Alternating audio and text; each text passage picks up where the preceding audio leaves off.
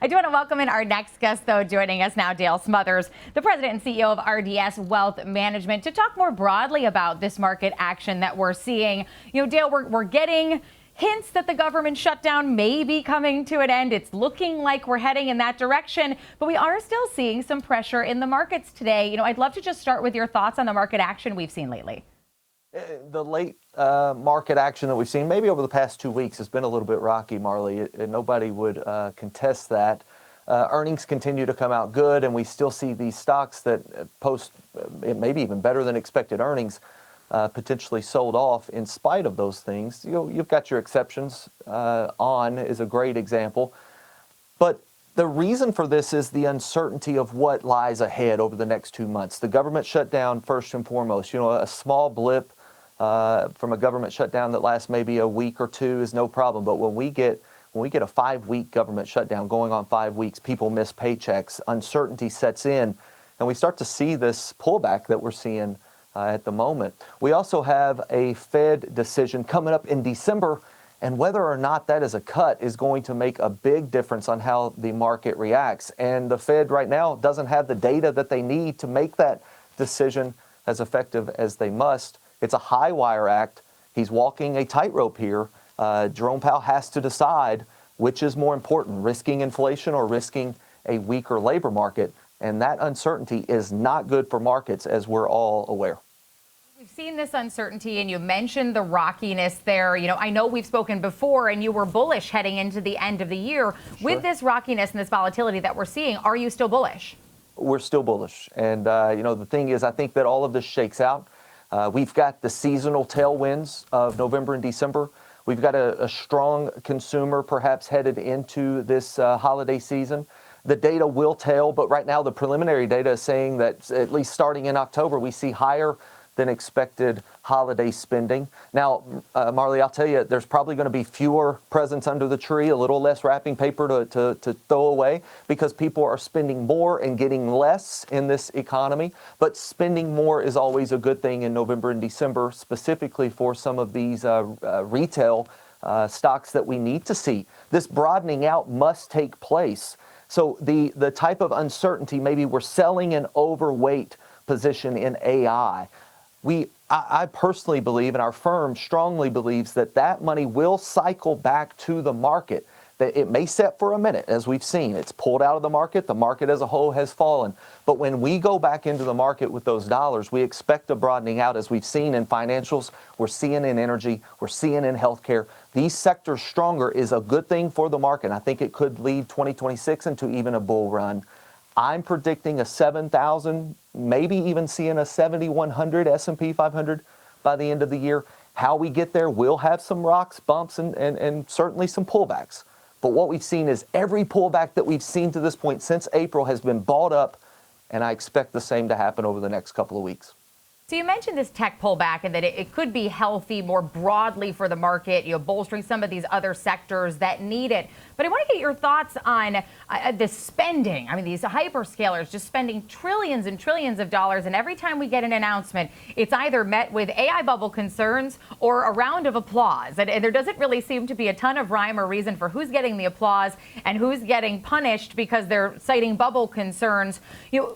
Is this a case where we're in a domino scenario and we watch one domino go down and then everybody falls behind them?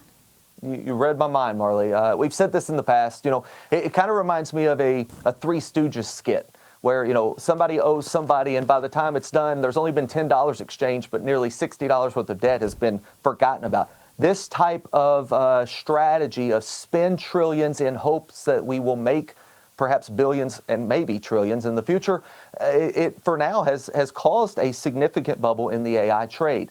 I am not of the camp that I think that bubble pops, but there will be some air let out of that. It will take one announcement either way that, we might not actually make much money in this trillion-dollar build-out, and that is a domino that will topple the entire thing, and that could be very nasty for us. It could also take one announcement that says, hey, we figured out a way to actually make this spend profitable. And now we've got an even higher bid up in AI. So I am of the camp that we're probably in 6 or 7 when we talk innings in baseball. I think we're in inning 6 or 7. And whether or not we go to extra innings is going to depend on what takes place over the next 6 to 12 months. Artificial intelligence is here to stay. It will change the world. Whether or not these companies are worth the amount of money that we have put in them as stockholders is still yet to be seen. So this broadening out is a very beneficial thing.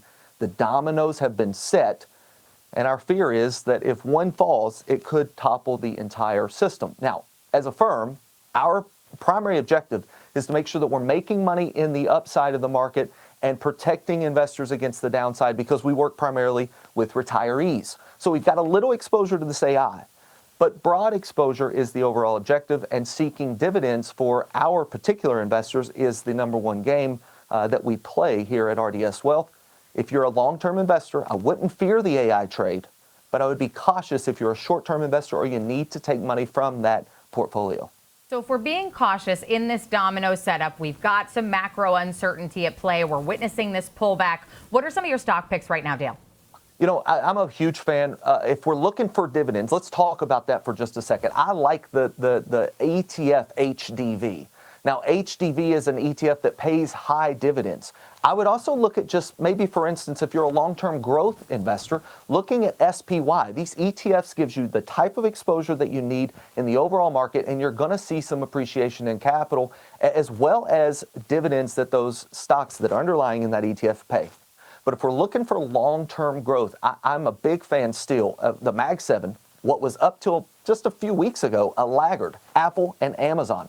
I think they have a long-term game in play here, and when their AI strategy becomes laid out, I think you're going to want to be a part of those two names, Marley. I also like Royal Caribbean here. It's got a significant pullback that we're going through right now. I like it for the long term. In the short term, we could see as much as a 10 or 20% uptick if that momentum changes. But long term, Royal Caribbean has paid a steady dividend. It's nothing to write home about, but it's steady and it continues to increase. And you've got capital appreciation in a name like that. GLD, another position that we like here, gold. I think moving to gold as a defensive tactic has always been the school of thought. But the reality is gold has some growth principles in it as well. It's got stability in a month, let's say like April of this year, but it also has some growth principles because the government is after gold right now. Governments around the world is after gold. And as we start to see yield maybe diminish a little bit in a savings account, people are going to be looking for alternatives. And what better is there than gold, the commodity? We don't believe holding the commodity is the right play here.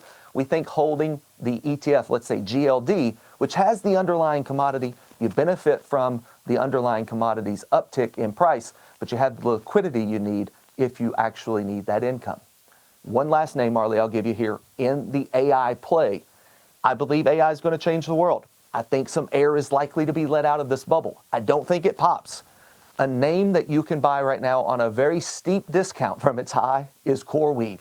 CoreWeave has a very good chance of changing the AI race, and it could even lead us higher with quantum computing.